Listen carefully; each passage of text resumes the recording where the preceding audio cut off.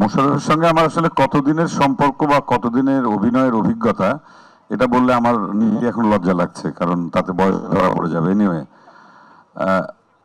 কেমিস্ট্রিও যেটা বললো, chemistry, physics, maths যাই বলি না কেন, এটা আসলে আমাদের বহু বছরের পুরনো।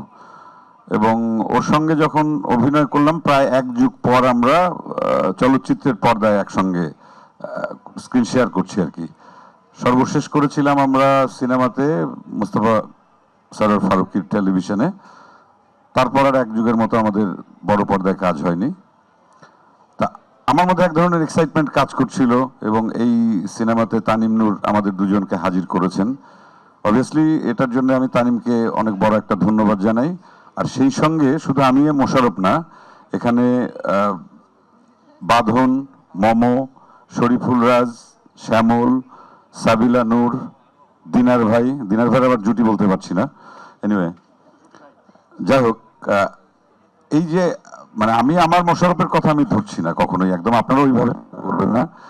আমাদের সাথে যারা সহশিল্পী হিসাবে যারা কাজ করেছেন, এরাও দীর্ঘদিন ধরে মানে নিজের জায়গায়, নিজের অভিনয়ের জায়গায় কিন্তু খুব বলিষ্ঠ একটা জায়গা অর্জন করে বসে আছেন।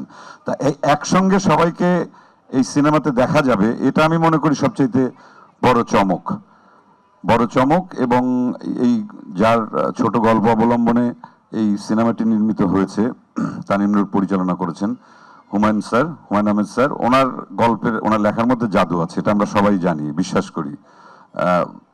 আমার ব্যক্তিগত যে অভিজ্ঞতা সেটা হচ্ছে, ওনার কোনো বই যখন লেখা আমি পড়তে যেতাম, এক লাইন পড়লে পরের লাইন পড়তে হতো, পরের লাইন পড়লে এক পৃষ্ঠা করে 2 পৃষ্ঠা এভাবে শেষ হয়ে যেত। মানে প্রত্যেকটি মোমেন্টে এক ধরনের আলাদা, মানে চুম্বকের মতো একদম টান অনুভব করা যায়। তা সেই গল্প থেকে তানিম নূর আবার সিনেমা বানালেন। এটা তো আমার মনে হয় যে বড় ধরনের কিছু একটা ঘটতে চলেছে, আমি আশা করি। আর এখানে টেকনিক্যাল টিমে যারা যারা ছিলেন, আর আমার মনে হয়, আমার অভিজ্ঞতায় নেই, আমি যদি বলি বেশি বলা হবে কিনা, আমরা যে সেট এই সিনেমার জন্য করা হয়েছিল, হ্যাঁ, আর্ট ডিরেক্টর রাজীব, এবং বিশাল দুটো ট্রেনের বগির সেট, যেটা প্রায় 1 মাসের মতো এফডিসিতে যেটা ছিল, এবং সেখানে আমরা শুটিং করেছি। যে আয়োজনটা ছিল আসলে অনেক বড়। সিনেমা মানেই তো আসলে বড় পর্দা, অনেক বড় কিছু। তার শুধুমাত্র আমাদের ক্রেডিট না, আমি বা মোশাররফ বা অন্য যারা অভিনেত্রী আছেন, শুধু তারা না, আমাদের টেকনিক্যাল টিম, কস্টিউমস থেকে শুরু করে মেকআপ টিম বলি, অথবা লাইট, ক্যামেরা, আমাদের পলাশ ছিল ক্যামেরায়, দুর্দান্ত ক্যামেরার কাজ করেন। সবকিছু মিলেই মানে আমি একবার আপনাদের প্রশ্ন করার আগে নিজে থেকে সব উত্তর দিয়ে দিচ্ছি আর কি, যা যা প্রশ্ন আসতে পারে, যাতে দ্বিতীয়বার ঝামেলা করে আমার কাছে আবার আসতে না হয়।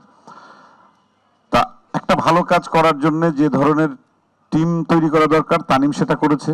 এটার জন্য আবারও তানিমকে অনেক অনেক ধন্যবাদ। যে ধরনের গল্প দরকার, আরেকটা স্পেশালিটি হচ্ছে যে এই সিনেমাটি বনলতা এক্সপ্রেস সব ধরনের, সব বয়সের, সব মতাদর্শের, মানে যে কোনো দর্শকের কাছেই এটি ভালো লাগার একটা মানে চূড়ান্ত সম্ভাবনা আছে। বাকিটুক দর্শক যারা সিনেমা হলে যাবেন, যারা দেখবেন, তারা বলবেন দেখার পর।